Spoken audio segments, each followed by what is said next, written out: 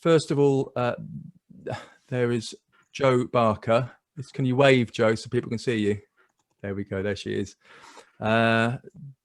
Jo will be talking us through a short activity to to support our well-being. So you okay with that, Jo? Yeah, yeah, good stuff. And Jo's, just to give a very quick bio background to Jo, her work focuses on forest gardening and well-being. She's a well-known permaculture designer. Her passion is permaculture and a love of wild nature, and she does a lot of energy work as well. And so I'm really excited when I found out it was Jo speaking tonight. That was great. And our other speaker is Tong. Where's Kay? Yeah, she is. There, she's waving. She's waving. And Kay is a landscape designer at the firm McGregor Smith in Bath.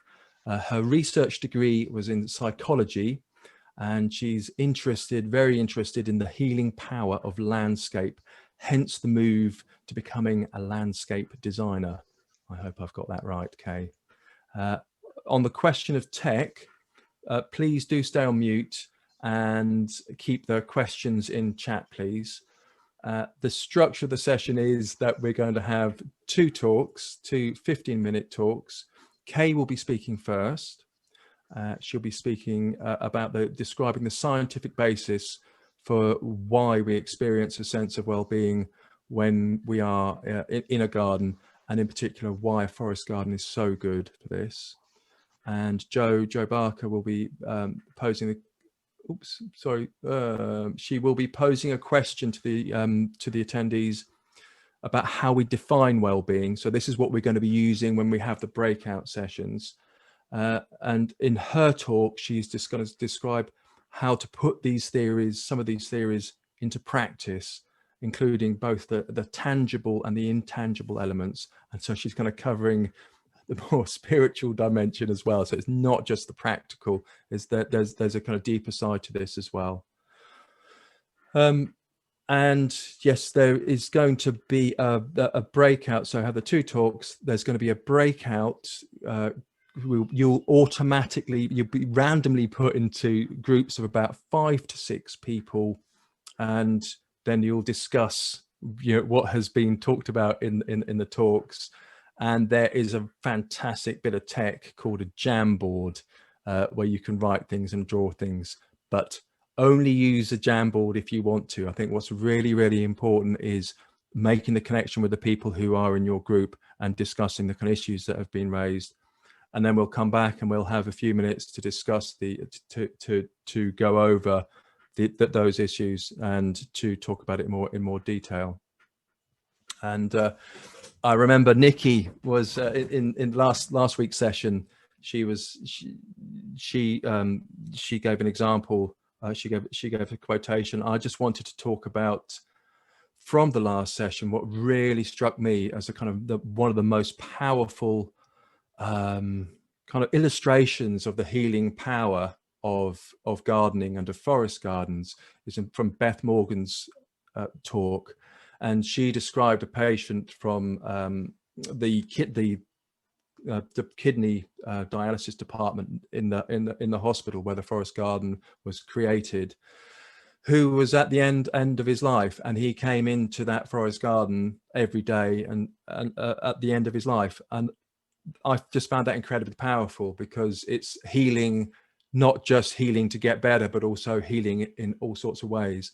And what I think so powerful about this is that you don't know the good work that you do, and that people might not notice. People will notice it, but you might not even be aware of it. So do bear that in mind in your forest gardening practice. You are doing good work, and it does have an effect. So without further ado, I think I'm going to pass over to Jo, and Jo will be explaining the short activity. Oops. Jo will explain the short activity to support our well-being. So over to you, Jo. Okay, hello everyone. So just to warm us up for this evening, I'd like you to all just to get into your bodies a bit more and take a deep breath.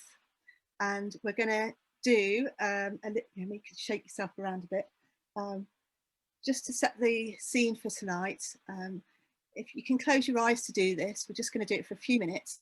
And just remember a time and place when you felt well, when you felt well-being.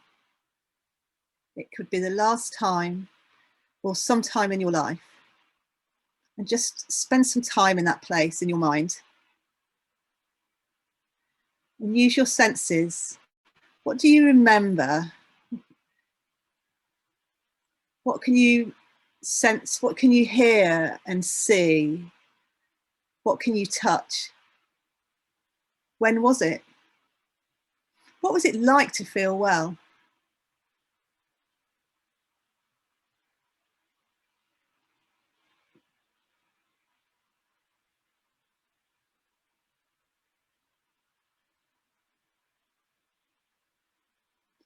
Okay, we don't need to do this for very long, but I'd like you to remember where you are and when. And we're going to go back to this experience a bit later when we ask for a definition of well-being. Okay, would anyone like to share where their place and time is? Who would like to share? I can tell you mine was on a beach on the island of Iona, and it was very sunny and warm. And I felt very well. Anyone else want to share? Yeah, David Maxwell. I need to unmute. Right, we need to unmute. We can't hear you.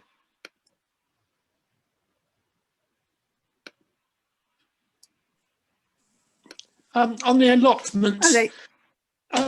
it was, so nice to see our vegetables growing and to feel that, that we were socially distanced enough for it to be all right to be on the allotment, and it was wonderful. Thank you. Thanks for sharing that, David. You can also put in the chat. Some people are. Thank you, Jane. Thank you, Wendy. Hannah. Anyone else want to share? One more person? Just put your finger up. Yeah. Oh, is Amanda? Or are you just moving your hands?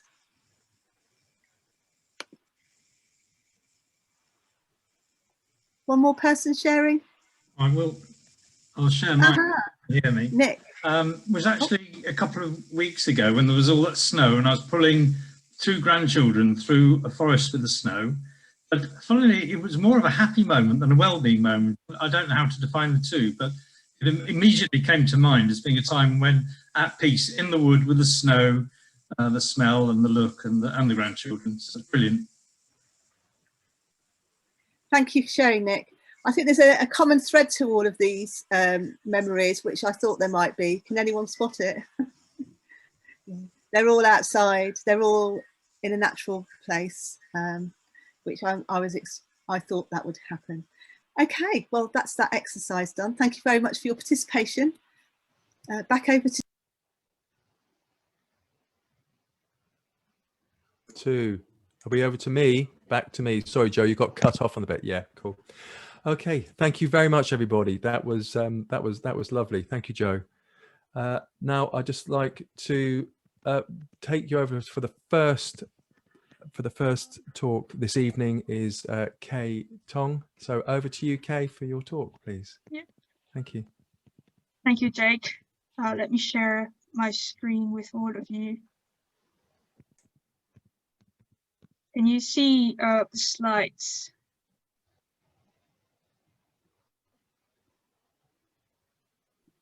Yes. Can everyone see the slides? Yeah. Okay, good. Okay, so first of all, thank you very much for the opportunity for me to speak in today's seminar. So as how it's been described, I'm going to talk about the science behind the healing power of nature today. So let's get started. So before answering the question, what the mechanism behind the healing power of nature, let me start the presentation with these two pictures. Which one would you say you want to spend your weekend afternoon, for the whole weekend afternoon? I'm sure all of you would prefer the left image, right? Why? Because it's simply greener. So by evolution, we have developed an inseparable relationship with nature, and depriving ourselves from nature often is associated with serious negative health outcomes. To name a few, you can see on the screen, these are some of the research evidence. Therefore, vitamin G, vitamin green, is like calcium. It is something that supports our body to function normally. But to make the most of the calcium supplement or from cheese and milk, we need to understand how calcium prevents negative health outcomes, right? So by the same token, to benefit most from nature, we have to understand the mechanisms of the healing principles. And therefore, the question mark here today is the focus of today's presentation. So what are the two main theories explaining the healing mechanisms of nature? Let's do a quick quiz. So in the following four options, two of them are the two main theories explaining the healing mechanisms. On the count of 5, have a guess. 5, 4, 3, 2, 1. Okay, I'm sure you've got the right answers. So there are the attention restoration theory and stress reduction theory. And I'm going to talk about them one by one. Let's start with the attention restoration theory. So when we say attention, typically we refer to directed attention. What is directed attention? It is the imaginary cognitive resource that is limited. It helps us to focus on things relevant to our goals and inhibit those stopping us from achieving these goals. This process actually happens every day and every time, and it consumes our brain resource, our brain battery all the time. I'll give you an example. Let's say you have a report, a deadline for a report in an hour. Someone you fancy talks to you, you would politely return to your task and finish the report. If a folder drops onto your head, you say to yourself, it's all right, I'll focus on the report. If your phone rings and tells you won the lottery, I'll check it later, and you'll ignore your phone call. Focusing on getting the report done every time and ignoring these surrounding distractors is directed attention.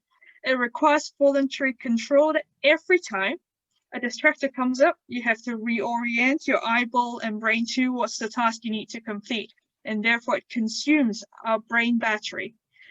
That's why taking a break is always useful, because it stops you from using the directed attention system. As a result, it gives an opportunity the battery to recharge. In other words, nature heals because it provides a change of scene effect. But it does more than that, because among those who are already physically well, they still feel better, both physically and mentally, after a walk in nature. So there must be a more subconscious process happening. And this is why the second theory is helpful to explain this observation, which is the stress reduction theory. Oops, sorry. So what is stress? Stress in this theory is more evolutionary based. It means it is anything that triggers the fight or flight response. So what are examples of some of these evolutionary stressors? Boom. These are some of the examples. Our brain responds powerfully and innately to natural stimuli that represent risks. Whenever we see stressors, our sympathetic nervous system activates, which increases your stress hormone, dilate your pupil, increases your heart rate to prepare you for a great escape from these threats. Nature is stress reducing because dense vegetation and tall trees, they are good shelters to protect us from predators. Therefore, they represent peaceful and nurturing elements in our evolution and hence healing. So, biologically, experiments show viewing landscapes activate this parasympathetic nervous system, which is the counterpart of the stress-related sympathetic system. The parasympathetic nervous system does the opposite of what the sympathetic system does, and therefore reducing the release of cortisol, narrowing down your pupil and slowing down your heart rate. And that's why it's viewing nature is stress reducing. Because we are evolutionarily adapted to feel more relaxed to certain environmental features, so, researchers start to identify what these elements are. So one of the most unique thing in this research, researchers notice trees tend to benefit people more than other types of landscape. So what is so unique about tree is because of one of the chemicals they submit, and the amount they submit is a lot more. So what is this chemical? So this is another quiz for you. So which one of the following is the chemical emitted by trees, mostly by trees, more than other types of vegetation that increases the natural killing cells in our body, which is a type of white blood cell? So again, on count of 5, try to guess what it is. 5, 4, 3, 2, 1. Yeah. So phytoncides are basically nice tree smells. They are examples of pinene and limonene. So what did they do? Well, in an experiment, 13 subjects were locked in hotel rooms. In some rooms, the experimenters rigged a humidifier to vaporize stem oil from cypress trees, whereas in other rooms, they were just water vapor. And then at the end of their stay, the group which had the stem oil experienced a 20% increase in natural killer cells, an immune cell that protects us from disease agents such as cortisol. So that's why the sense of smell from trees is one of the features that is stress reducing. But wait a minute, you would say, I feel better during lockdown even by looking at the grass and a few plants in the background without trees. So is there something else in nature stress reducing? Yes, indeed. And don't forget, landscape is a visual element, and there's something unique in terms of the visual pattern they create. What is unique about the pattern of nature is that most of them comprise what we call self-repeating units, also known as fractals. But you would counter-argue me and say, oh, wait a minute, real nature doesn't look anything like the repeating units of broccoli, right? Never. Yes, and researchers notice healing landscape patterns rarely comes from exact self-repeating units, but a fixed statistical ratio known as the d-value. So what is d-value? It is a ratio that compares the positive form and the negative void in the background. Using this image as an example, the black tree branches are the positive form, whereas the white background is the negative void. No matter how you zoom in and out, what you will notice is the ratio of black and whites remains more or less the same.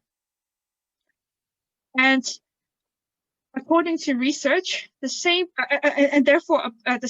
pattern of information will repeat as you zoom in and out. And this is how fractals works. Rather than repeating in a specific shape, it repeats with this specific proportion of positive form and negative void. A ratio between 1.5 and 1.8 is the most healing pictures of landscape according to brain scan studies.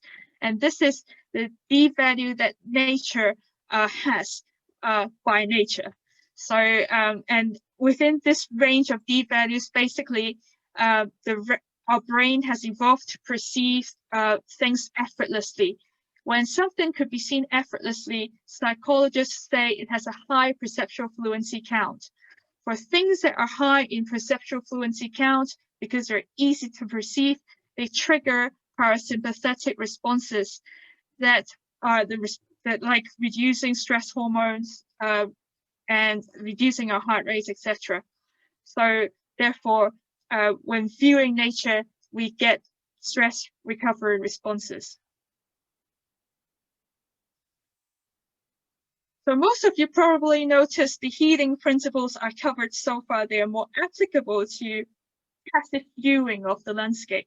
However, I'm sure all of you find nature healing not only because you feel better after seeing it, but by sometimes physical activities or interaction with others. This is absolutely right, because mood and our emotional states do fluctuate. Indeed, research shows people who are more emotionally negative, they experience more recovery in solitude landscape. Whereas people who are not emotionally unwell, they benefit more when they interact with others socially or physically, which is illustrated in this diagram. This means two important lessons. Firstly, there isn't a one-size-fits-all strategy in terms of garden design. To benefit more people who would differ in emotional states and demands, the garden should include varied space for different types of activities. Secondly, nature improves well-being for those even though they are not unwell. Therefore, nature is not only restoring, but instoring. That is, it improves your mental and physical resilience to cope with stressors. To capture both instoring and restoring benefits, research identified 8 qualities known as the perceived sensory dimensions, which is like a checklist that of qualities that you should be aiming for when designing a garden to produce these healing benefits. So what the key point, I'm not going to go through them one by one. You could read it afterwards. I'll send the slides over to you in the chat room. The key point of what I'm trying to say is forest gardening, according to research, it is one of the very few types of designs that fulfills all 8 requirements. And therefore, forest gardening, to a certain extent, it's one of the most effective way of design to capture these, both instoring and restoring benefits. So to finish off my presentation, I would like to share with you a healing garden design based on the 8 principles above, like in the previous slide. It is called the Ecological Therapy Forest Garden in Denmark. The garden aims to conduct psychotherapy in an outdoor environment, not only for those who are mentally ill, but for those who are physically and mentally healthy. Anyone will be able to find a space or activity to perform in the garden and improve well-being afterwards. The garden is divided into 4 main areas from area 1 to 4. The amount of size of open space increases. The more enclosed landscape encourage passive exploration for those who demand solitude landscape, whereas the more open landscape encourages events, activities, and social interaction. Could I ask, to show you how it actually looks like, I've prepared a video. Could Paul play that video for me? I'll just quickly stop sharing.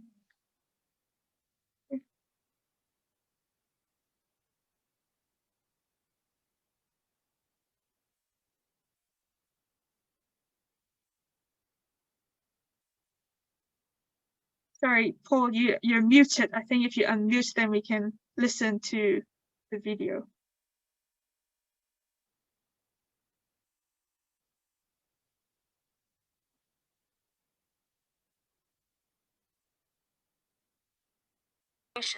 Into the garden, and where the pergola ends, nature takes over. High tree canopies. Thank you very much.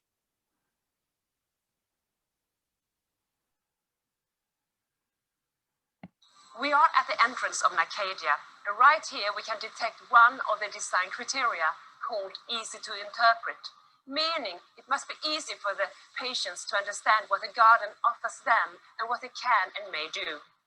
The entrance is shaped like a welcoming embrace. A pergola with climbers guides the patients into the garden, and where the pergola ends, nature takes over. High tree canopies meet over the patients' heads, encouraging them to walk down the sloping terrain towards the light in the meadow ahead. Where the shelter from the tree canopy ends, the sound of a bubbling spring takes over and leads the patients to Nacadia's heart, the bonfire site, where the therapy starts. Su sola corazon. The Nacadia therapy is nature-based.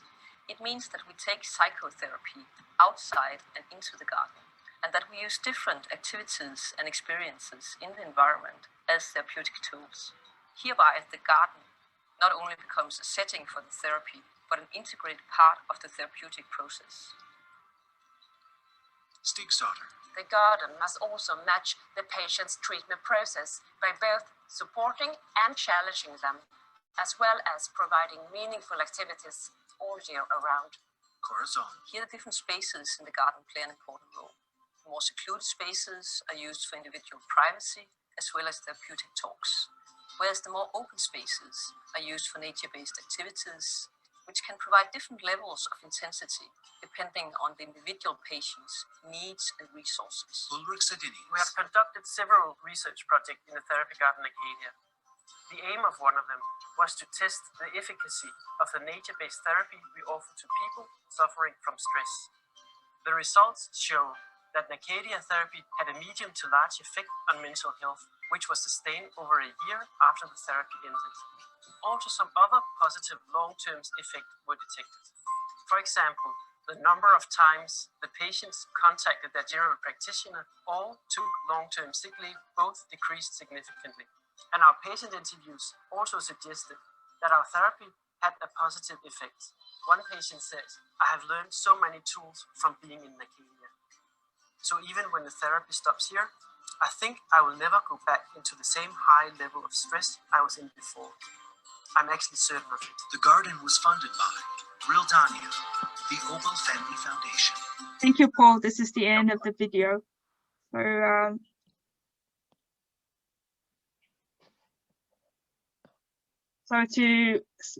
I've also included a copy of the link here. So in case if anyone would like to review it again, please feel free to click onto that link later. So to summarize, in summary, coming to the end of my presentation,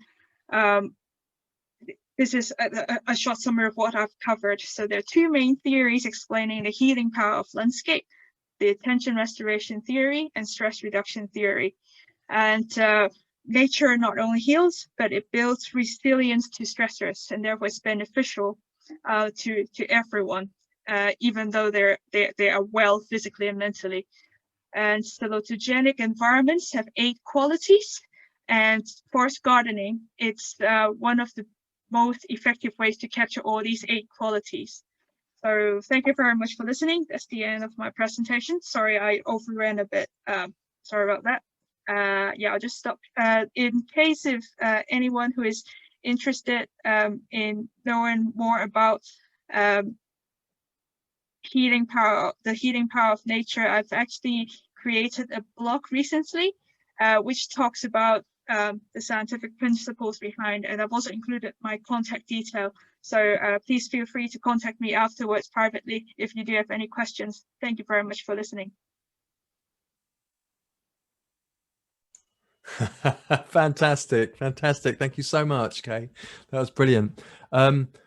Oh, I'm not terribly sure. Should I be asking any questions at all? There is just a couple of questions. There's one that Thomas has put into the chat, and what I was wondering as well was what's the source for the 8 criteria that you mentioned? And you said, where does that come from? Can you say that? Oh, you're muted.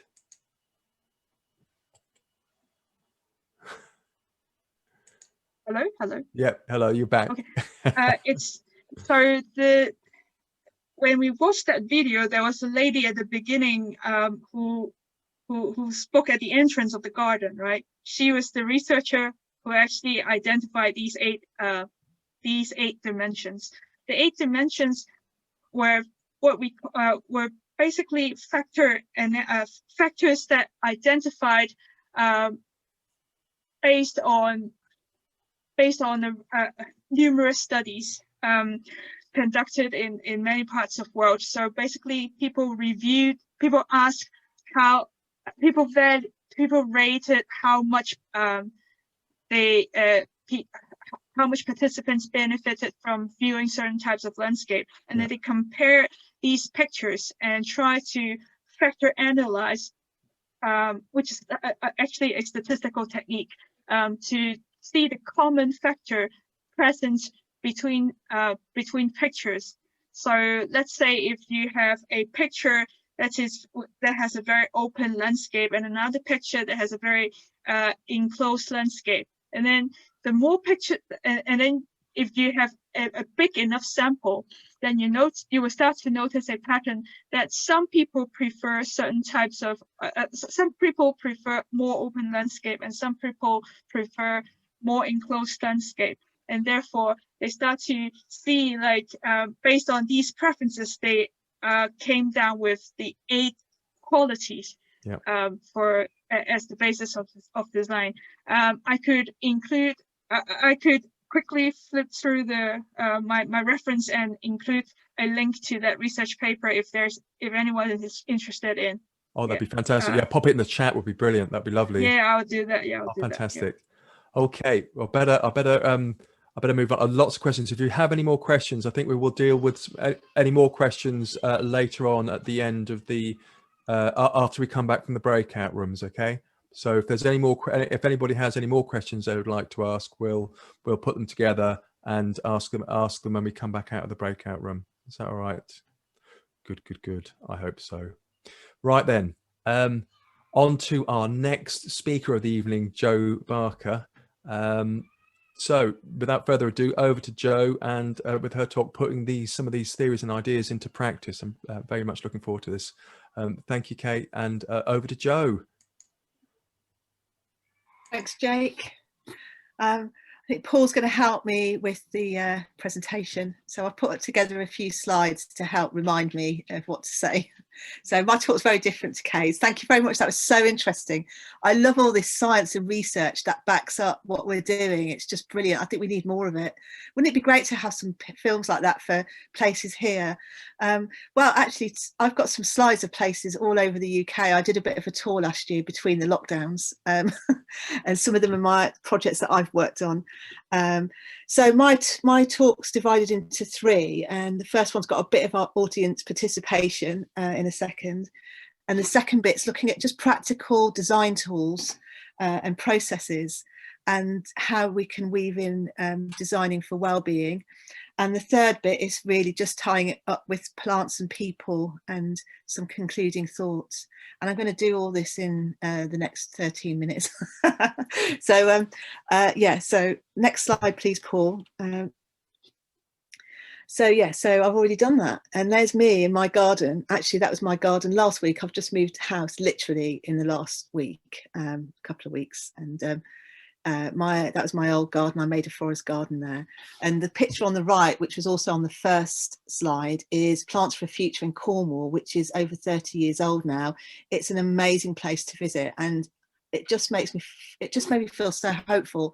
I visited it twice last year. I stayed there for a week with Addy, who manages the site, and it's just amazing to see. This is only just 34 years old, I think.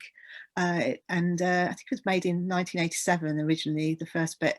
Half of it was planted as a perennial food forest and half was native for our wildlife. And they're both, we are part of that native landscape too. And the picture on the left with me in is my garden, where it's a food forest. And I have to say, I feel very well. And I used to eat from it every day. And luckily I make gardens like this for other people and communities, so I have access to them almost on a daily basis. Okay, next slide, please.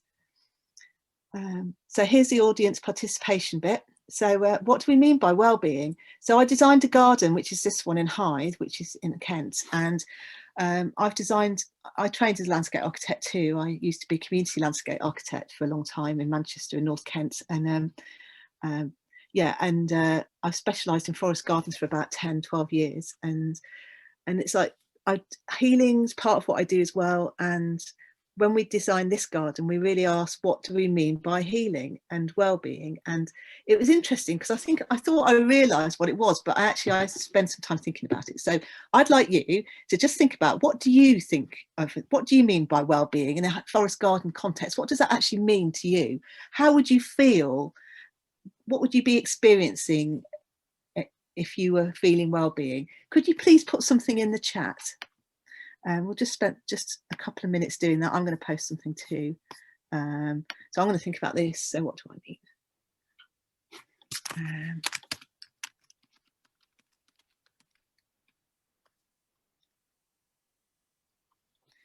Yeah, so we could feel physically well, emotionally well, mentally well, spiritually well. Maybe it's all these things. Yeah, thanks for these. Peaceful, calm, relaxed, being immersed in a beautiful, colourful environment.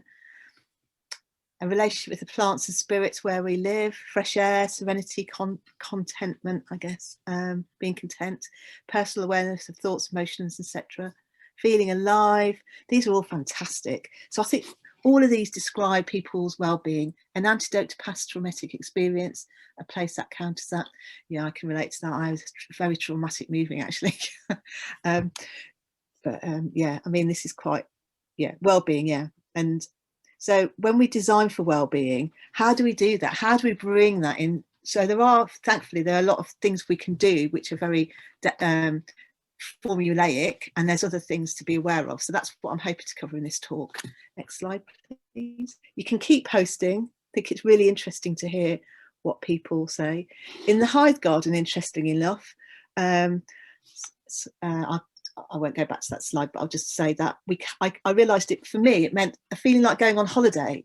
The feeling that I get like being on a beach with friends where I'm relaxed and there's no pressure, there's no hurry, it's just relaxing and there's time. That's what I wanted to bring into this particular garden as a healing garden. And the year that we made this garden, my mother was dying. It was a terrible year. And I used to go back to work in this garden, making it. And it was so lovely to go there. It was really a healing garden for me, and it still is. That was in 2018 when we made it. Okay, so now we're into the design and tool processes. So this is the how-to. So there's basically, when we design, we go through a process, and you can go through it consciously. And as designers, we learn to do this. There's all sorts of design frameworks and tools that we learn. SADMET is an acronym for a framework, which is a very common one. It's the most basic one. And SADMET stands for Survey, Analysis, Design, Implementation, Maintain, Evaluate, and Tweak. So any design will go through these processes. Now, the trick is that we need to spend a lot of time doing the first two things, surveying and analysing that information. Getting to know this place, actually, is what that means. Really getting to know it. Where's the sun? What's the soil? What goes on there? What does the land want to do? Okay, next slide, please, Paul. So as well as the frameworks, we also have tools. You'll know some of these, maybe you won't know all of them, but there's loads of tools that can help us. So these are practical everyday things that we can do, that we can learn. I like dowsing. Jake mentioned maybe being a bit spiritual, but yeah, it's not something that I do for everybody. Not everyone's that interested, but I also do map geometry. Next slide, please.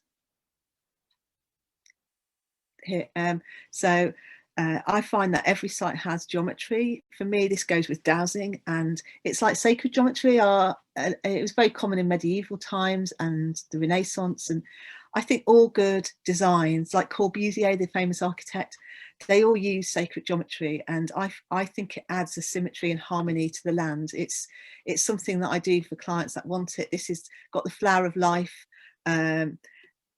geometry embedded in it. This is a garden as part of a farm, and we use the flower of life hexagonal geometries across the whole site, actually. So this is just a small part of a bigger whole. Kay was talking about the fractals before. Next slide, please. So it's a bit of a whistle-stop tour, but just to give you a flavour of different things we can do. This definitely brings harmony. And using geometries like the Fibonacci, the golden section, we somehow we feel good in those sort of geometries. So I just wanted to, this quote, we design not places but experiences, I think is really important. Okay, so it's worth remembering that whenever we go to a place, a different time of day, when we're feeling in a different mood, if we're ill, if we're well, who we're with, we'll experience the place differently. And we can design for these different experiences. Okay, the next slide, please. So the key, this is the most important slide, okay? If you remember nothing else from this presentation, this is the key, and that is learning to listen and observing the place, noticing and having awareness. Again, it's about getting to know the site. Can't stress this enough. I worked for many years working with students at a local university, and some of them only went to the site once, and you can't design a landscape if you just don't go to the site. You've got to go to the site. And when I was a landscape architect, I actually had to design places that I wasn't allowed to go to because there wasn't enough budget, and I hated that part of that job. I like living on a site, and ideally we spend at least a year observing, learning its different rhythms and who's there, what birds, what creatures, the soil, everything. And also the people are part of the land. Who's going to use it? Who's there now? Who's the client? All of these things are important to get to know. And what does the land want to do? If you just left it, what would it do? What would happen? That's really important information. Okay, next slide, please. Please. Okay. Oh yeah, I should say where these pictures are all from. I'm doing a project on the Isle of Man, really lovely project, and this at the top slides, at the top pictures, part of the top of a forest garden there, not that I've designed, but they've designed Mallard's Botanical Garden. But this has got such a strong sense of place, and a lot of special places have this sense of place, and it is a spiritual quality, and you can accentuate it and enhance it with design. I believe you can design it from scratch too. In the most deadest urban places, you can add a sense of place, and it is to do with people. There's a little cursor there.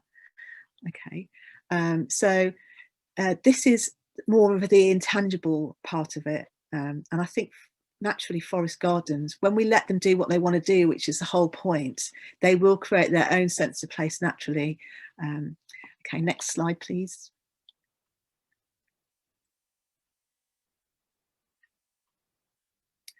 So we can, any healing garden, I just randomly picked some elements, but basically we're working with the senses, and all these different elements can be added in as objects or as experiences. Just to say, the garden on the left is in Dover, and it's an edible wildlife garden.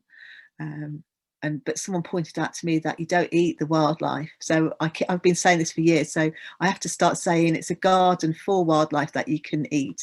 I mean, that doesn't sound any better. But basically, we can add all these different elements, like Kay already pointed out in the garden. She mentioned fire, water. Those two things draw us like nothing else, and the sound of bird song and children laughing. So we're working vistas, sculpture creates nodes.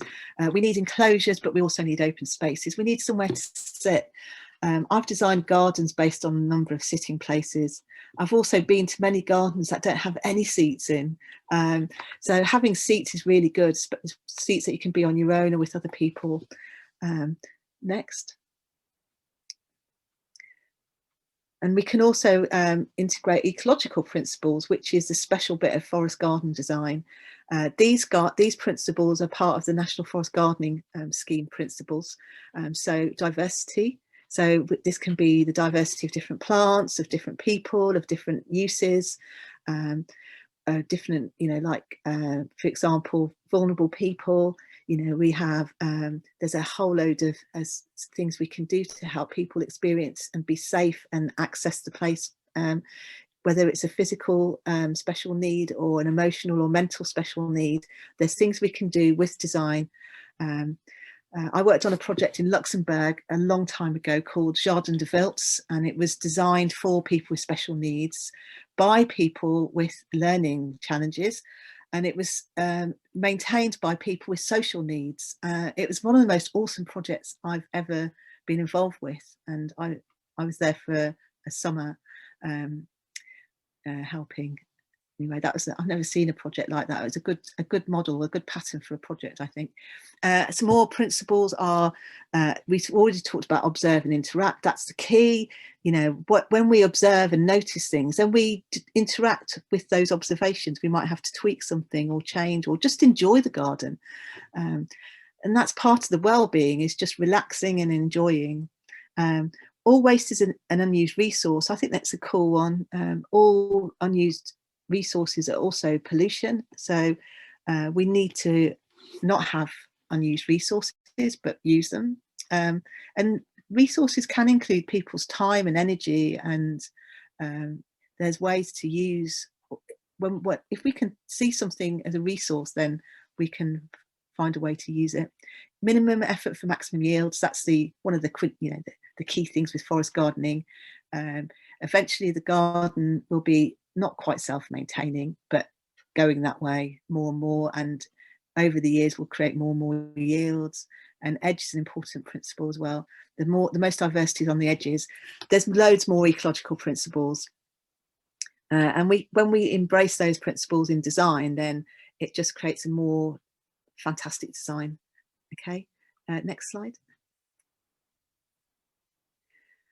So the last bit of the slideshow, so people. So it's worth knowing that it took me years and years to realise that all land projects are people projects, actually. And we are part of the land. And to work with people is a skill in itself, and we need to listen. That's the key thing with all relationships and with the land. Involving people, the more we involve them, the more rich the gardens will be. Connecting to each other, creating community. Ceremony is key with this. It's great to celebrate festivals through the year and bring people together for food, and sometimes the wider community can come in for those node points of celebrations, and can even celebrate a moment with just the way the sun sparkles on a leaf or a water drop. I mentioned the 6 ways to well-being in the talk I did last time. I think we've probably covered them here. You know, things like noticing, learning, connecting, moving, looking after the environment, and there's another one that I can't remember right now. I mentioned Maslow's pyramid. For those of you who don't know, it relates to some of the things Kay was talking about. It's basically patterns to being well, which as well, like we have to have our psychological and physiological needs met before we can feel good, actually. So if we're hungry or we're scared or we don't feel safe, then we're not going to be able to feel well. So helping people with those basic needs is a key too. Playing's great. You know, children seem to naturally be full of well-being, and relaxing is the key. Okay, next slide, please. I'm going to talk about plants next briefly, because it's all about the plants as well. So obviously, for those of you that don't know much about forest gardening, we talk about the 7 layers, which is like the trees, the shrubs, the ground covers, and all the other things, the climates. You can have 20 layers. Sometimes in small gardens in the urban, you only have space for 3 layers. Plants, there's lots of qualities about plants, textures, shapes, flowers, successional through the year. We want the garden to be beautiful and natural. Where do we use wild plants? There's a place for natives and there's a place for exotics. It's a lot to do with maintenance. Obviously, we want to embrace biodiversity. And this is one of the most brilliant things about the garden, which includes humans, and also, like rewilding. And also there's a case for productive exotic plants, and it's about finding the right place for the right plants.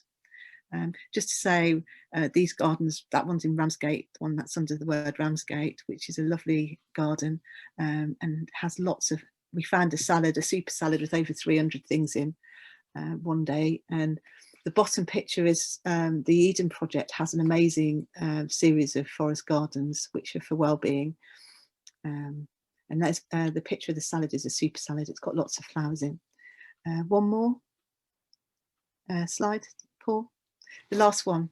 Okay, so just to summarize, we talked about, I would have liked to talk more about the tangible to the intangible, but I think the key is that we don't really know what we don't know. And I think with the natural world, the wild natural world, there's so much we really don't know we don't know. I've been reading, some of you will know, The Entangled Life with Merlin Sheldrake, and The Hidden Life of Trees, and Wilding by Isabella Tree, all these wonderful books that have come out in the last few years. A lot of them talk about the mycelium networks, and there's just so many wonderful things that we just don't fully understand. And I think that's one of the reasons why it's so amazing. I think there's a lot of things we don't know, and I think it's good to be open to this mystery and just know that it feels good to be there. Oops, some little red lines appearing. And observation's the key. So being on the land, getting to know it in all the different times of day, walking it, smelling it, tasting it. You know, it's really good to get to know the place and keep getting to know it and the people, and allowing the land to do what it wants to do is another key. And I've just put there, the people and the land are the same thing, which is, it sounds profound, but it's true if you think about it. I thought that was quite cool when I realised that. Yeah, listening involves the people, and that's where I'm going to stop. So thank you for listening. Fantastic, thank you, Jo. That was lovely. Thank you very much indeed. Keeping open to the mystery, I love it. Is there any kind of, anyone got any quick questions? I'm kind of keen to get into the breakout rooms at this point. There's nothing come up in the chat. Let's talk about edges and Maslow's hierarchy of needs and all sorts. Okay, so we're going to do the questions should be prepared for the breakout rooms. There should be 2 questions prepared on the Jamboard. I can only see a photograph of Paul's face. I can't see any thumbs coming up from his direction, but I'm assuming that's what will be there when you are randomly allocated to your breakout group. So I think we'll go on from there. And then any questions that people have got, any kind of further questions about either talk, please do put them in the chat, and I'll try and we'll put them together and round them up at the end after the breakout session. Wow, we're back. I was not expecting to be in a breakout room. So that was terribly exciting. I hope you all had as much fun as I did. So thank you, Ros and Nat and Jane. So non-stop. Crikey, there we go. Right, sorry, I'm a bit discombobulated at the moment. So what I will do then, so hopefully that was useful for you. I do find breakout sessions actually some of the most useful parts of these seminars, and it's not always the information and the connections that you make. So there is this kind of random element in it. So if anyone would like to give any feedback or post anything in the chat, or actually you can raise your hand if anybody would like to raise their hand. I have no idea how that works on Zoom, but if anyone would like to, has a burning desire to share some of their insights from the breakout room, that would be fantastic. Oh, Jane. Okay, over to you, Jane. Hello, yes. Sorry, I just tried to chat something. It put something in the chat, and then I lost it because we were suddenly brought back together. And what I was trying to put into the chat was how in my breakout group, where Cherise, Anthony and I were discussing things, we were saying how useful it would be to have better mapping of our forest gardens, community orchards, and various productive fruit trees and foraging areas like the ones that Penny was talking about in our last seminar, to have those well mapped, as sometimes has happened through, for example, a transition initiative or abundance initiative, and then to partly as a tool to improve the connections between our public spaces for the wildlife corridors and so on, but also so that we can more efficiently harvest things and of course leave some of our harvest for wildlife. But so often a lot of our fruit trees are neglected and are left for for a lot of the fruit to go to rot very often, and yet other fruit trees are being so heavily harvested that people almost don't want to leave the fruit to ripen because it might get picked before. So I think that kind of mapping could make a lot of difference to engaging people with our forest gardens, and also for us learning more about the whole area around our garden and the nature within it. Yeah. There is an application available which is called, oh, Paul will probably know about this, Tickle, TICL. There is a kind of mapping thing that is starting to use it. I actually never managed to get it to work, but some sort of so Jane, you're talking about a tool to be able to map what already exists. That's right, and then to develop complementary planting, etc., so that we've got a really good range of things fruiting at different times of years, particularly in our community gardens, but actually more generally as well. Yeah. Well, that's one to. I'll make a note of it, and I will try and type it in now. Yeah. I'll make a note of it, and I'll bring that up with higher authorities. Okay, thank you. No, it's a really good thing to the Orchard Project and ourselves collaborating on such things in different places, I think would be really good. Yeah. Mapping tools, cool. Brilliant. Okay. Any other? Okay. And so, any kind of? Does anyone else have something that they would like to share? I'm not overly worried that I think keeping the what happens in the breakout rooms kind of stays in the breakout rooms. It's absolutely fine for it to do that. And does anyone have any kind of questions for Kay or for Joe that they would like to ask as well? No. Okay. Just to say, Jake, that there is a map of UK forest gardens on the website. Under places to visit. Yeah, because I know there was a list being created. So cool. Fantastic. So now that's all brilliant. So any kind of questions coming through at all? They've disappeared. Thank you. You can download them. Blah, blah, blah, blah, blah. I had a question for Joe, if that's okay. Absolutely fine. Do go ahead. Who's talking? I don't know. Where are you? It's Paul. Hi. Oh, Paul. Hi, Paul. So yeah, my question, Joe, is obviously there's an awful lot to think about when trying to design a forest garden, and a bit of me gets caught up in paralysis or sort of is worried that I'll go there when I finally get to doing it, and another bit of my mind sort of says actually it'll be what it wants to be, it'll be all right. Which view do you go with, and if there are real serious dangers, what are those, please? Hello, Paul. I'm not sure I understand your question. Could you please say it again? What are the dangers? How to get started? So how concerned that everything has got to be perfectly designed should you be quite relaxed and just accept that it will evolve in its own way? I think that's a great question. I don't know, there's probably a few of us among us who are perfectionists and get that paralysis feeling. Yeah, I think sometimes for me, I've got a trick that I just pretend that I'm not a perfectionist and just do it.